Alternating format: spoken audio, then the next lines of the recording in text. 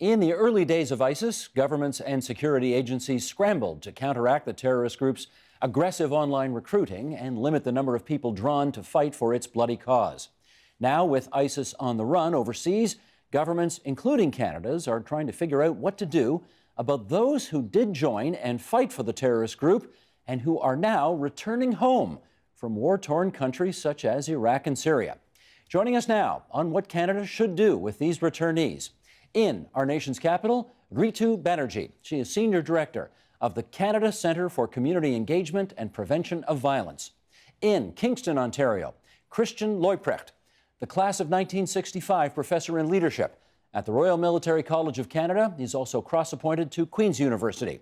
And here in our studio, Kyle Matthews, Executive Director, Montreal Institute for Genocide and Human Rights Studies at Concordia University, and Mubin Sheikh, former CSIS and RCMP operative and the author of Undercover Jihadi, Inside the Toronto 18, Al-Qaeda-Inspired Homegrown Terrorism in the West. And it's good to have all of you on our program tonight, particularly, if I may say, to Kyle and Ritu, our first-time guests on this program, and of course to Christian and Mubin, who've been on many times before. It's great to see you both again as well. Let us set up our discussion with some numbers here that may just help put all of this into perspective. These numbers, according to the U.S. intelligence group, the SUFEN Center, by the end of October last year, at least 5,600 ISIS fighters had returned from Iraq and Syria to their countries of origin. Let's break that down a bit. More than 3,400 left from Russia to fight. That's the highest contributing country. 400 of them have returned. More than 3,200 came from Saudi Arabia. 760 of those returned. Of the more than 1,900 that left France, more than 300 have returned. And of the 850 that have left from the United Kingdom, half have returned. Meanwhile, the federal government here says it is aware of more than 190 extremists with a connection to Canada, suspected of terrorist activity, now overseas. Nearly half of them have gone to Syria, Iraq, or Turkey. And today the government believes about 60 foreign fighters who joined ISIS and other terrorist groups in the region have now returned to Canada. Okay, let's figure out what to do here. Christian, let's get you in on this first. How has Canada's approach to dealing with returning ISIS supporters compared to what other countries around the world are doing? So I think there's four strategies here that we've seen countries take on this. One is what Russia, Australia, the UK, France have been doing, which is essentially trying to do their best to make sure that individuals do not return. That is to say, they have special forces assets in the regions, and they've made it explicit that they are targeting at least some of their citizens. Then there's the Danish approach, which is sort of much more focused on reintegration with some prosecution. The German approach, which is more focused on prosecution, but some efforts at reintegration, depending on your background. And the Canadian approach, which is basically that we've sat by and not done a whole lot.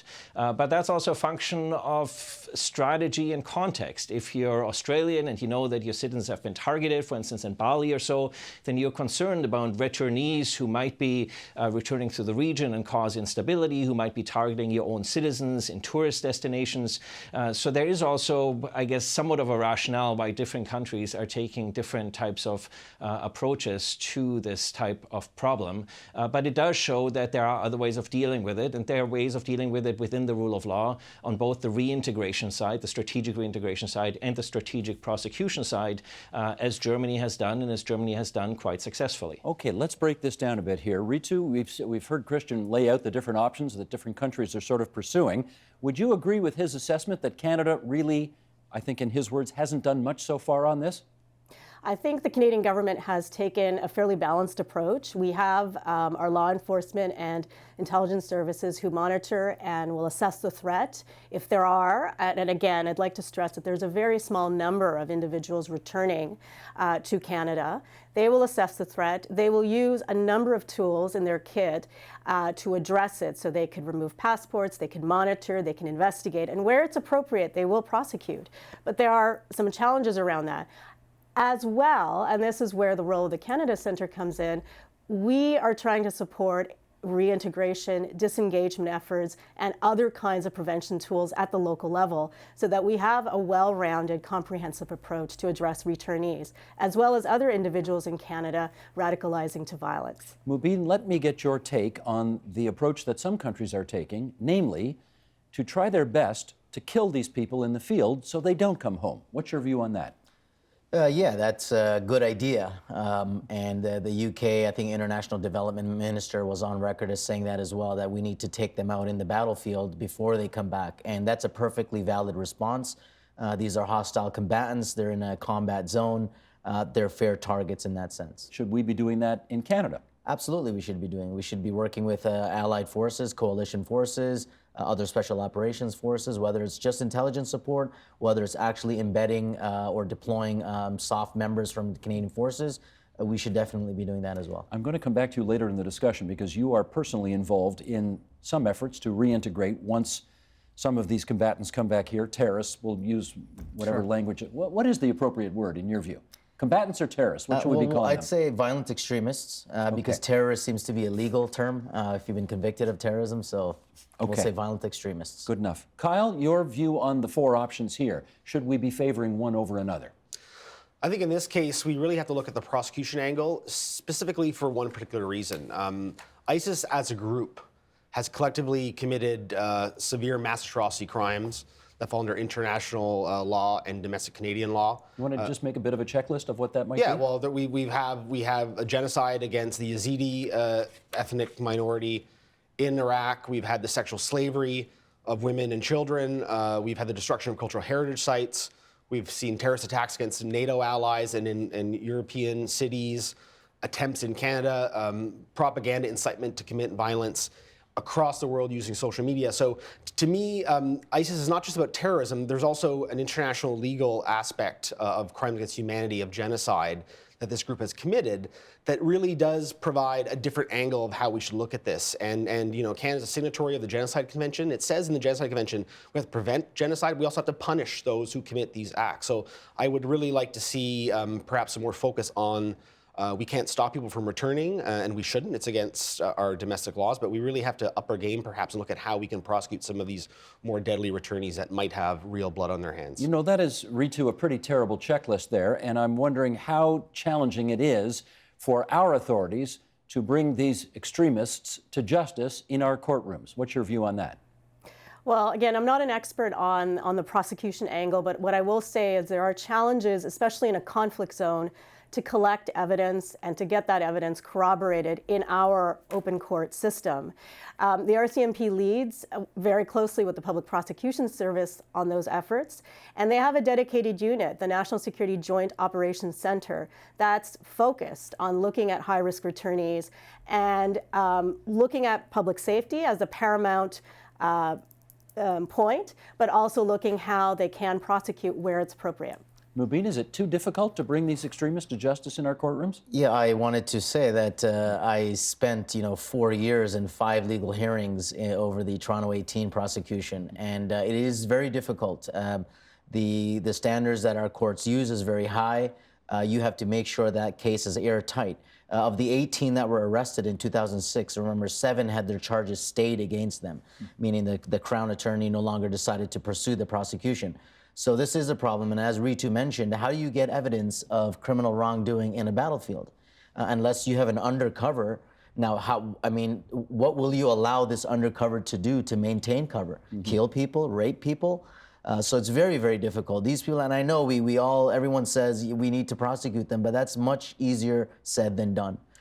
So it's very difficult to get that evidence for the prosecution in courts. We should just, because this was many years ago, you should take 20 seconds and remind everybody what the Toronto 18 was all about. Yeah, I just said in 2006, 18 individuals were arrested plotting catastrophic terrorist attacks in Toronto and other places. Including beheading the Prime Minister of the day. That's right. Storming the Parliament building, actually, and then holding MPs hostage and beheading the Prime Minister. Right. Christian, let me get you back in here. It's been reported that only 2 Canadian returnees have been charged with traveling abroad to participate in terrorist activities. And I'm wondering whether you think Canadian law ought to be changed in order to make it easier for authorities to prosecute these people. So look, I think it's unconscionable that we have people who have pillaged, plundered, and raped who have returned to this country and can live here with impunity. If they had engaged in any of these crimes in Canada or in allied countries, they would be going to jail for a very long time. And so we can't, I think, as a Canadian society, tolerate the status quo. It's often blamed that it's very difficult to prosecute people, but we also have to remember there's a real question here of whether our law enforcement agencies actually have the capacities and skill sets to engage in these types of investigations and prosecutions. So if we look at the Mayor Arar case, for instance, the Syrian colonel who was finally charged in an extraterritorial judicial proceeding, that investigation took almost 10 years to complete. If it takes us 10 years to investigate every returnee to see whether we might be able to bring them to justice, that suggests to me that we need to change the way we go about enforcement in this country, both in the capacities and the skill sets, but it also suggests that we perhaps need to change the laws and that we need to, as I have testified on numerous occasions, perhaps look at, for instance, an Australian approach where it is simply illegal to travel to certain parts of the world, and simply your intent to travel there makes it an offense. You can travel there and apply for certain permissions to visit family and whatnot, but we simply need to be more creative, and we have not done a very good job at learning from our allies on how we can actually operationalize this. Kyle, I'm wondering, though, if there is a kind of a sliding scale of evil here. And by that I mean, it's pretty obvious nobody's going to support or defend anybody who rapes, pillages, murders, beheads, etc. What if you're from small town Ontario and you decided to pursue jihad, and the way you wanted to make your contribution was by being a chef for the unit that was involved? Same kind of cries for justice? I think so. I mean, ISIS is a group. It's been able to conquer territory, commit these crimes based on the strength of people who support it. And you don't have to, be the person pulling a gun to be responsible for collective crimes committed by institution. But I'd like to say something else. There is we're seeing there's a lot of evidence on social media through digital documentation done over the last 4 years of the Iraq and Syrian war. And we're only now starting to touch upon the potential of how we can use social media evidence in courtrooms. And I think we just recently had a case in Germany where there was a returnee said he drove a bus, wasn't responsible, and after they uncovered that he actually had videos of him actually shooting 4 Syrian soldiers at point-blank range. There was a recent prosecution of an ISIS fighter in Libya, all based on social media use. So I think this is one area that we can look at where Canadian civil society academics can work with the government to look at how we can comb social media, all the videos, Twitter feeds, and use that as evidence for people that say they went over to drive a bus for 2 years. That's a fair point, but that's not exactly the characterization of my question, which is, you've described a murderer, and you've described a murderer who eventually got caught red-handed because of his social media. But Mubin, what if you just did drive the bus? What if you just did cook the meals? Should we be treating those people who want to return differently? Yeah, I mean, I know where we get caught up in the rhetoric of, they were throwing gays off buildings and these sorts of things. But the fact is, not all of the Canadian returnees anyway engaged in those acts. I mean, there is a spectrum of behavior and activity. Some were combatants. As far as I know, there is no combatant ISIS returnee that's come back. And there were other, responsibilities, if you will, that some of them had. Sure, every ISIS returnee is going to claim they were the cook, right? But they're not. I mean, some, and this is the thing, you have to see what it is they were doing to try to find out as much as you can. And this has always been my thing. I mean, in your opening thing, you talked about early years. I mean, I was on social media with ISIS fighters, infiltrating and penetrating their social networks as early as the end of 2013. And all of 2014 and all of 2015, almost every day, I spent, day in and day out with these people. So there is a spectrum of behavior. When you're dealing with the ones who have a taste for blood, this is when you're dealing with a more difficult situation, as opposed to somebody who maybe, was not a combatant. I know we'll get to my guy a little bit later. He was a so-called police officer, but there is a spectrum of behavior, and we need to treat that accordingly. Let me follow up with Ritu then. Put it this way, if they come back, Ritu, how much of a security threat do they pose to Canadian society in your view? Well, I just want to add a wrinkle in this. We're making the assumption that they're all men. ISIS has been unique in terms of other, if you look at previous conflict zones, it has been predominantly young men going over to fight. Here, the game has changed a bit in terms of the role of women, and women have been there as victims, abused, brought into slavery, and raped. But then you also have women who've been engaged in radicalizing, and perhaps radicalizing their kids overseas. Some of them may choose to come back. And how we treat them and how we provide supports for them and their very young children is going to be different. And in all those cases, incarceration and prosecution may not be the appropriate approach. In which case, how good are we at distinguishing between those two different types of people you just described? Well, I think this is where the role of law enforcement is key, because they will do a threat and risk assessment when these individuals come back and work closely with security agencies. Our role, from a community perspective, is to make sure that there are other supports in place, social services, youth, mental health professionals who are trained and can engage with these individuals so that they can provide those kinds of supports. Our criminal justice system as a whole is predicated on reintegration. Eventually, people do get out, and they have to, or we have to provide ways so that they can become a functioning member of society. In which case, Kyle, I'm going to put the same question to you. The dozens of Canadian nationals who went and who have now come back, how much of a threat do you believe they pose to Canadian society? I think some of them do, and we've seen in Europe recently, we've seen a lot of returnees that have engaged in terrorist attacks or have radicalized others to commit attacks. So you know, these people have gone over, they were already radicalized, they've committed to a project that has a lot of blood on its hands, and the level of returning, are they returning because they gave up on the project or because it's actually falling apart because of the Canadian-assisted coalition to fight ISIS? These are good questions.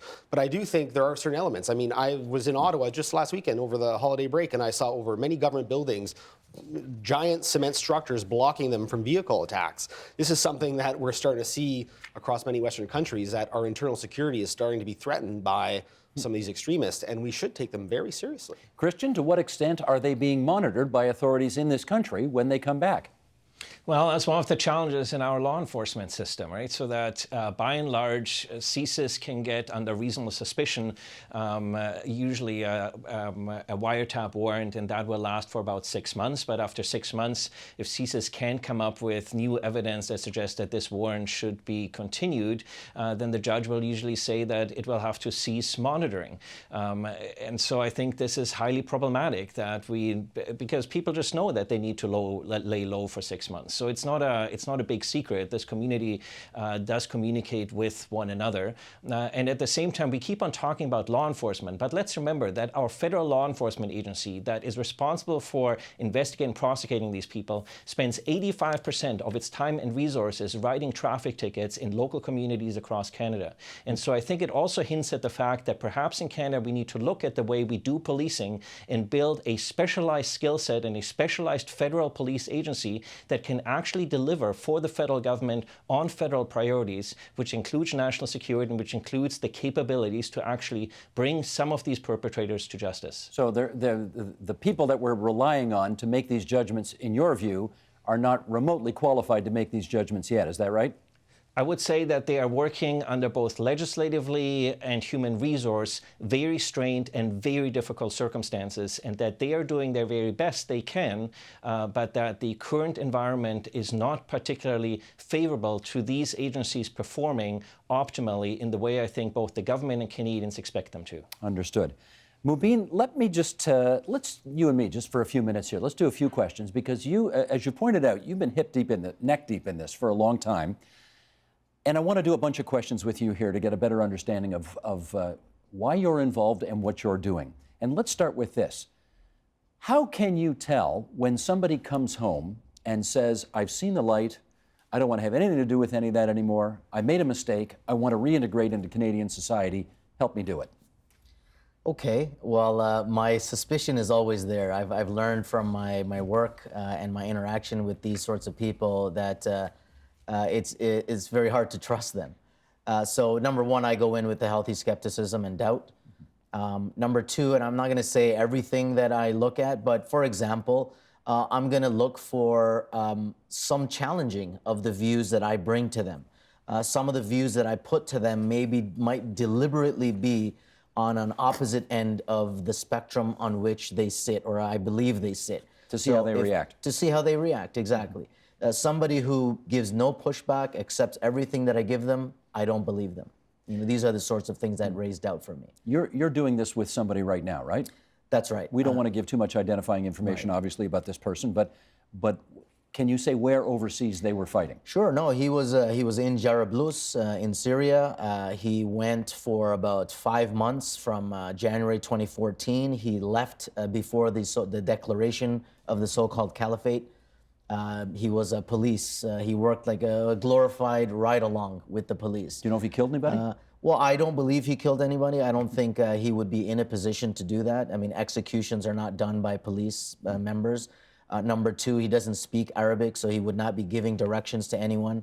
He barely understands Arabic, so even if he had an Arabic superior, how much, what really could... So I would say that there's limited activity that this guy would have been doing. Just based on some of the things he described to me, the way that he felt and reacted. So, for example, he did claim that he witnessed an execution that was done very publicly, and one of his reaction was to feel nausea, to feel that he wanted to vomit. This is not the feeling of somebody who's really sociopathic or has bloodlust in that sense. Did you ask him what took him over there in the first place? Yeah, he was in Pakistan actually at the time. He was starting to hear about this group ISIS in Pakistan. He started to fall under the influence of their propaganda, not just online propaganda, but just people networking, people propaganda.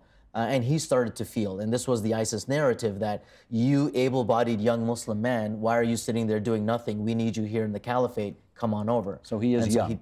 Guy in his 20s? 20s, very young. You want to say where he's from? Oh, Pakistani originally. But here? He's here in Canada now. But yes. what do you want to say? In the GTA. We'll say Greater Toronto GTA. area. Yeah. That narrows it down not very much at all, which is probably a good idea. How long has he been back for?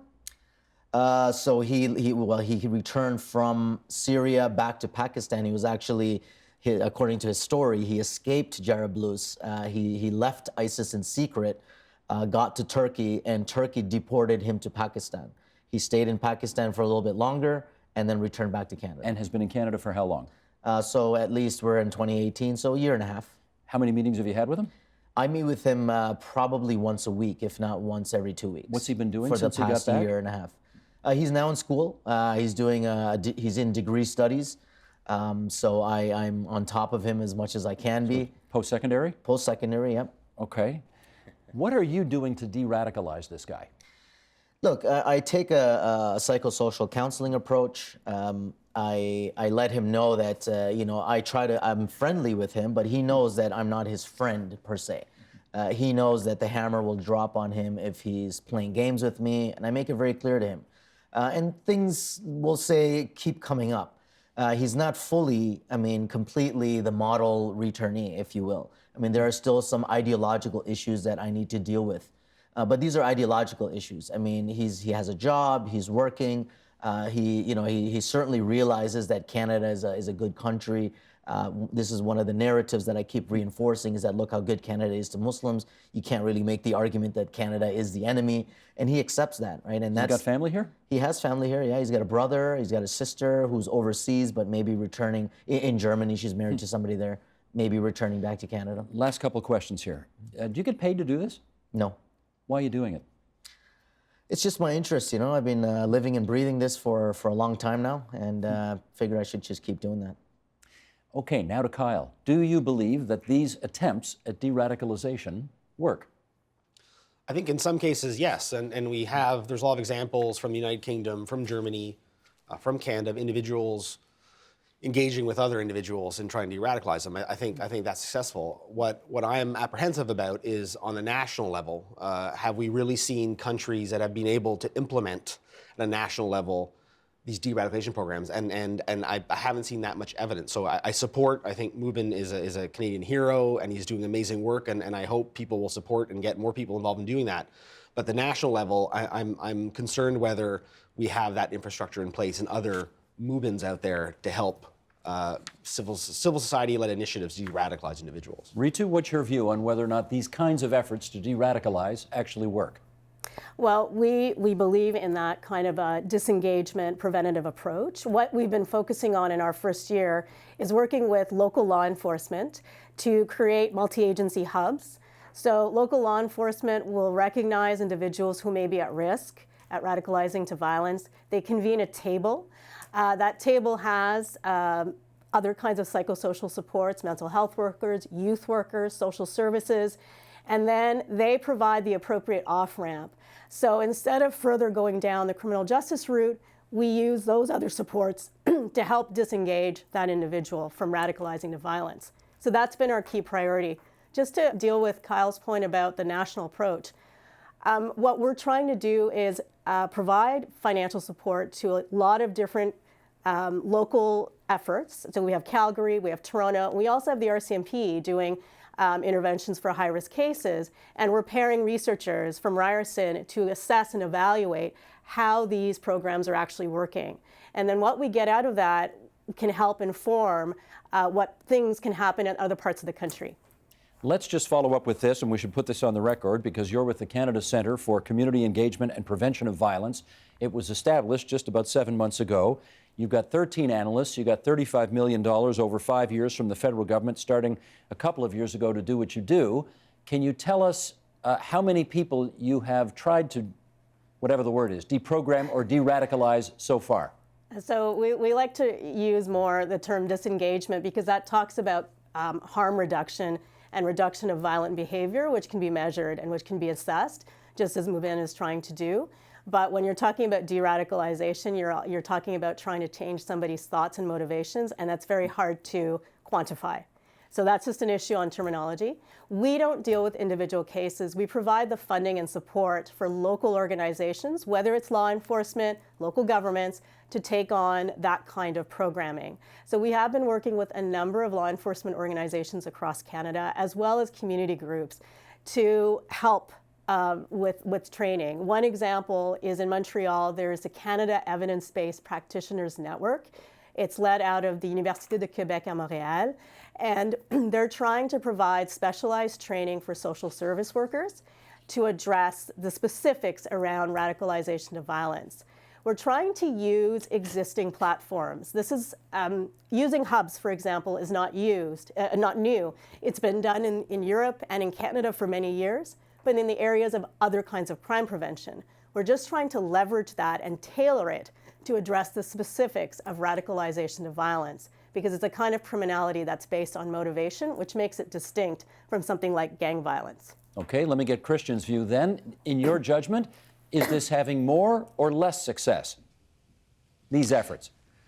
So, look, I mean, there are a large number of people who are vulnerable and who are attracted into ISIS or other sort of extremist sort of forms of communities because they deliberately target those vulnerabilities. And so they return, and yes, we need to make an effort to reintegrate them and whatnot. But we also know, for instance, the Haycomer study out of Norway, that there are a small proportion of people who come back as hardened radicals. And those are people who are highly committed to the cause and continue to be committed to the cause. The other challenge with the disengagement strategy is, of course, that we know, as in any other criminal endeavor, there is a certain percentage of recidivism. And so how much of an effort are we actually making over the years to follow those individuals? But there is a much broader problem with this, which is that when people travel abroad and join paramilitary organizations, irrespective of whether they're a fighter or a cook, if you look at Canadian legislation, it is illegal for you to join a foreign military unless that military is an allied or partner military as stipulated in Canadian law. And so it is illegal to join a paramilitary organization, regardless of whether you are fighting with the PKK, whether you are fighting with ISIS or any other paramilitary organization, because it compromises Canadian sovereignty. We need to have one coherent foreign and international defense and security strategy. And we can't have Canadians go out and be entrepreneurial about which organizations they're going to support or which organizations they're going to be fighting for.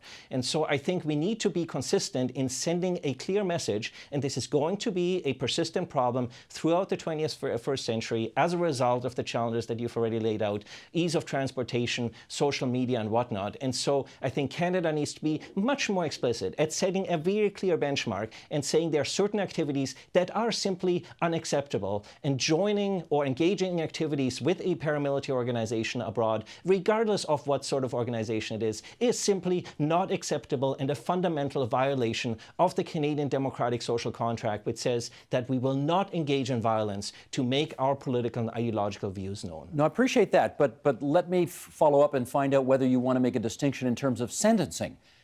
Does the killer get 25 years and the cook also, or the driver also gets 25 years?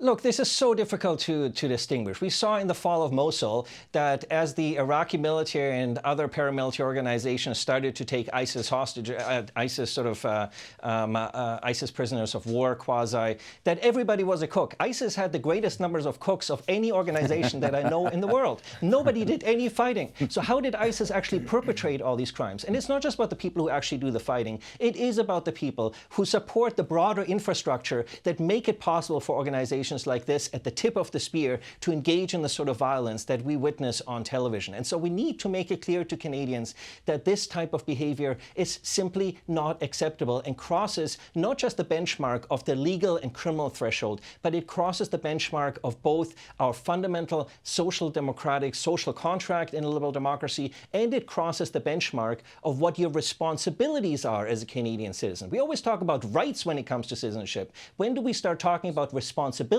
that you have as a result of having our passport? Okay, Mubin, let me follow up with you on this. ISIS, I guess, knows of your work, about the work of people in general who attempt to, using Ritu's expression, disengage, using the expression of others, to deprogram or de-radicalize. They're attempting to discredit the de-radicalization approach. How are they doing that? Yeah, this is, I remember my time in the networks, in the ISIS networks on social media, when they started talking about sending ISIS operatives through the refugee flows. That was the first thing.